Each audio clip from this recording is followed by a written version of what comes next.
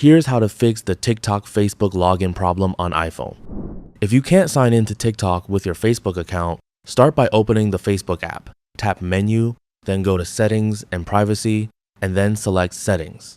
Scroll down to Your Activity and tap Apps and Websites.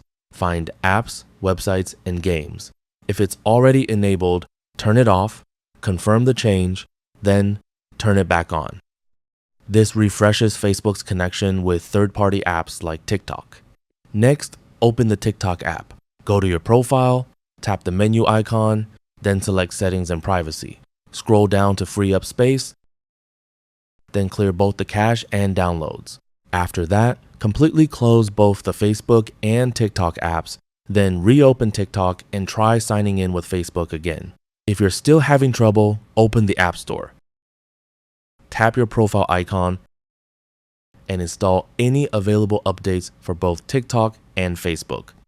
Running the latest versions can resolve login and compatibility issues. That's all for this video. Thanks.